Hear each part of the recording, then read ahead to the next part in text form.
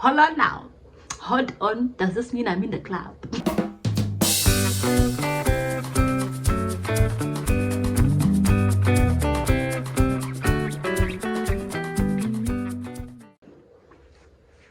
What's up, everybody? Welcome back to my channel. It's your girl Amanda, back at it again with the chickens in the background. Hey guys, so welcome to my daughter's room. In today's video I wanted to talk to my girlies that think they will never have thick relaxed hair. I don't know why thick relaxed hair has been made to seem like an exclusive club that not everybody can get into. So in today's video I just wanted to break down the gates. We're not gatekeeping in 2024. In 2024 we will all have thick, healthy, long, strong, relaxed hair. Let's get right into this video. So at the beginning of my hair journey, I was going into this hair journey as someone who knew that she had pretty hair, but I never thought I could have hair as thick as basically I got it to be within my journey, right? So when I was starting off, my hair was not the thickest, it was not the longest. I have pictures and videos for you guys to see basically where my hair started. Into my hair journey, 2021, 2022, 2023, my hair started to get thicker and fuller and longer, and I was just like, hold on now, hold on, does this mean I'm in the club? Am I pakati inside? So I decided to jot down a few things and changes that I made that helped me thicken my hair, in hopes that it will help you thicken your hair so that we cannot make thick relaxed hair a myth. People must know relaxed hair to be thick. We don't want to be known for, oh, you have relaxed hair, yeah? Is it thin? Is it fragile? Is it breaking? They should be like, oh, you got relaxed hair, girl. And is that thick, girl? Yes, queen. Down into two components, and I really do only see it as two components, right? There is a scalp health component and there's a routine component to this thing. So let's get right into the scalp health. Now, with your scalp, right, there's basically two major factors that basically affect this, right? So let's look at it from a genetic point of view. Some people are born with denser hair. They have high density. So density is divided into three: low, medium, high. Low density means you do not have that many hair follicles in a specific square meter, and high density hair means you got a lot of hairs. You got a lot of hairs in that square meter, right? And then there is the thickness of the actual strands of your hair. So whether you have thick hair or whether you have thin hair. So thin hair snaps easier, you can't manipulate it as much, as heavily. It'll always just snap off and snap off and snap off. Whereas with thicker hair, they can get away with a lot of things that they do with their hair. Right, I would like to categorize myself as someone with medium to thick density hair. So I have a lot of hairs in a specific square meter, but not a lot. That's why I said medium to high. Okay, it could be more, but it's, yeah. And then I think my hair is not thin, but my hair is not thick. It's somewhere in the middle. So I'm basically in the middle of both of them. If I were to categorize and actually look at my own individual hair strands, I think the relaxer also plays a major role into why I say my hair is not that thick. I feel like if I had natural hair, or looking at my new growth, you can actually tell that my hair is thicker in the new growth than it is in the relaxed hair, because we all know that the relaxers break down the bonds of the hair, basically straightening it out, and in that process your hair loses its fullness, so there is that component. So some people naturally have thicker hair from the scalp going out than other people, and other people just need to work at it. Okay, you can be a person with naturally thick hair, but you find your hair is thinning. You find that I had thick hair year 1, 2, 3, but now my hair is thinning out. What is the problem? Your scalp health. We need to make sure that we are looking after our scalps, because that's where the hair comes from. All of these came from there, okay? So we need to make sure that our scalp can breathe. There's air flowing through our scalps, If you're a person with, the flaky scalp health issues, your scalp needs air, your scalp needs to breathe. So putting things that have nets or wigs that basically block off the air, because there's some wigs that are made with a mesh and other wigs that are made with a stocking. We used to have a lot of those like back in the day, but like that stocking that's really thick and really like covering, that when you're wearing that hair, it gets so hot in there that you just want to scratch and scratch and scratch. Your scalp is not breathing in that. You are sweating in that scalp. The sweat is sitting there and it's trapped and it's moist, creating more breeding ground for things like the dandruffs and the scalp issues. A lot of scalp issues that are very like flaky and all of that, right? 2, product buildup. So a lot of us like to put products on our hair. For example, I grew up on hair food. My mom would basically sit me down as I'm sitting right now between her legs and like base my scalp with hair food, right? That's, you know, good and well because it worked for a lot of us. A lot of us had long, beautiful knee-length hair growing up, and then when we started looking after our own hair, it basically started to like, you know, break off and stuff like that. So to each their own, but you need to make sure that your scalp is clean. You're able to cleanse your scalp and clean your scalp. So I for one personally like to use oils in my hair because I know that eventually they basically like melt into my scalp and onto my hair, and eventually, you know, they don't like sit on my scalp and just cover my scalp, right? So I use oils. But I'm saying all that to say you need to make sure that your scalp is clean and is breathable. If you're looking at your scalp and you're seeing a whole lot of product buildup and all of that, how are healthy hairs supposed to grow out of that scalp, right? Follicle of hair, where your hair comes out of, is basically like a little hole, right? I'm gonna take a picture where you can actually see follicles coming out of the hair. I think I had a client who I was trying to show the follicles of their hair, and you can literally see the individual hairs coming out of these tiny follicles, right? Now imagine those follicles are clogged with like product buildup and the hairs can't squeeze out of that hair, right? Let's say for example you have 2 or 3 hairs coming out of that follicle, but it's so clogged and blocked that only one measly hair can come out of that follicle. Your hair starts to look and appear thinner and thinner and thinner as time goes by. Hence why cleaning your scalp is so important. So healthy hair starts at the scalp. Make sure that your scalp is clean in order for you to basically work with your hair at its healthiest potential, to give yourself a fighting chance. Start at the scalp. Start at the scalp, girl.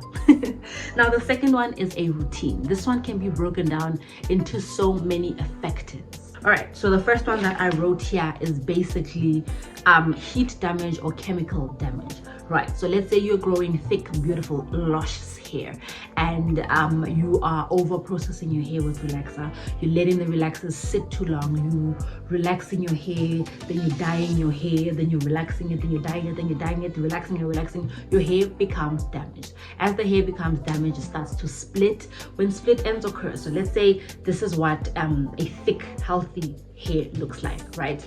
But when damage occurs, the hair literally starts to split like that, and then the hair becomes thinner. So let's say this piece falls off and you're left with a thick piece that's still at the top here, but because this piece has fallen off, the hair starts to appear thinner and thinner and thinner with time, and eventually it snaps off. Okay, so damage really does impact how your hair looks. Heat damage as well. I'm gonna use natural hair, for example. We've seen how natural hair easily gets damaged by heat if it's treated incorrectly. The thing about it is, so the sad thing is with relaxed hair, we really don't have a curl pattern because we straighten that with the relaxer. So we can't really say, oh, my hair is heat damaged, but you do start to feel it and start to see your hair breaking off at the ends, letting you know that there is some sort of damage happening to your hair. Okay, so those two things can affect the thickness and how your hair be looking. All right, the second one.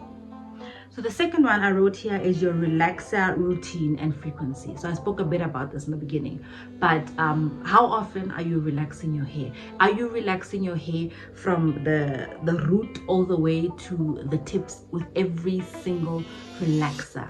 How are you relaxing your hair? So once you figure out what your density is and how thick your actual hair strands are, you then need to decide what will work for you. Okay, so not all of us can be bone.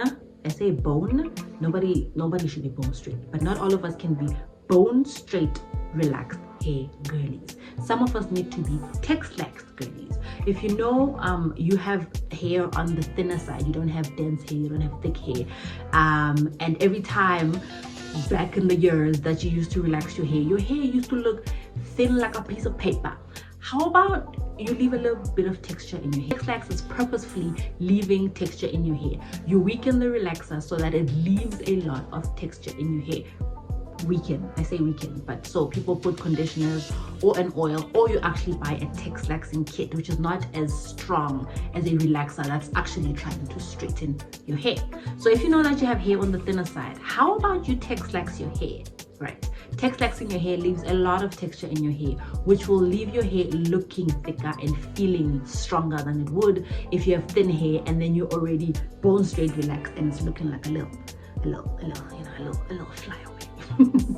And then for people that have, you know, thicker hair and want to relax their hair because they know I already have thick hair, and if I Tex-Lax my hair it'll just be like slightly manageable, but I want it like manageable, right?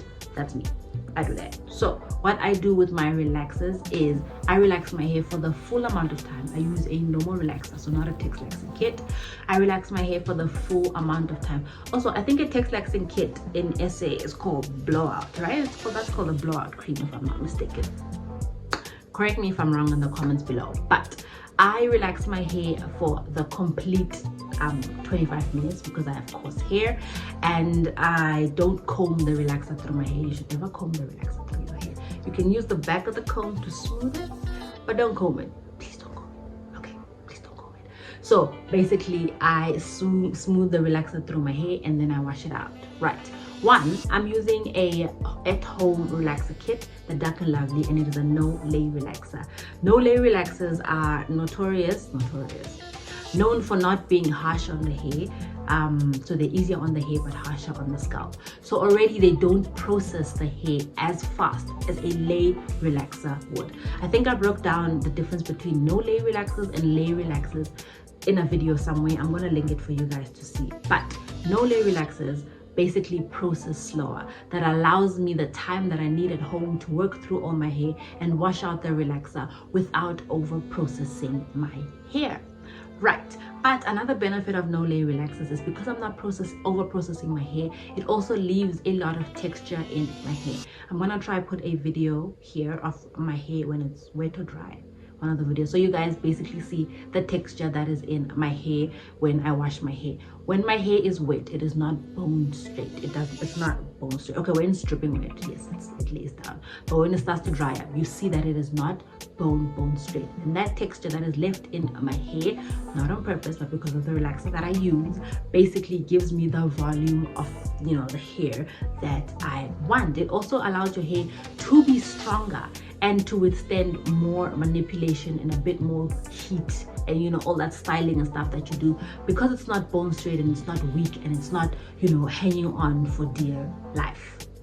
Okay, the third and final thing that I wrote here is on the routine list is basically how you look after your hair. Are you highly manipulating your hair? Are you blow drying your hair? Do you have a consistent routine? Are you washing, protein, moisture? Are you trimming your ends? A routine is really important to look after the hair that is on your head. Right, so you want to grow healthy, thick, relaxed hair, but you're forever raking through your comb, raking through your hair with a thin tooth comb, and your hair is very dry and brittle and it's breaking off, and you're literally pulling off strands from your scalp. In the long run, that's really going to make your hair start to look thin. It's going to break off your hair. Your hair is going to be jagged and uneven. Are you trimming your ends? Are you getting rid of those dead ends to prevent split ends from basically doing this and falling off and having this appear thin, you know? So you guys can see the importance of the routine. Are you moisturizing your hair? Are you keeping it moisturized so your hair is not growing and breaking off? One thing that I realized is having thick, relaxed hair that is short is not as visible as having thick relaxed hair that is long. So we all want our hair to be long and thick and healthy looking, right? But in order for your hair to get long and remain thick, you need to moisturize it. Make sure that you have a moisture protein balance. You're washing your hair, you're deep conditioning your hair with moisture. You know, you need to make sure that you're looking after that hair so that you're retaining the length and it grows longer and longer and longer, and you can have luscious locks. We all want that luscious relaxed hair, and this year we are not gatekeeping. We will all have luscious relaxed hair. 2 things: healthy scalp and a consistent routine. That's it. That's all that you need to do. And I hope you're purposeful with this information and you implement it into your own routine. But yeah, let me know down below, are you working towards thickening your relaxed hair? Do you have thin hair that you think is thin? Maybe I can help you in the comments below. DM me a message on Instagram and let's look through what your routine is. But until next time, bye loves.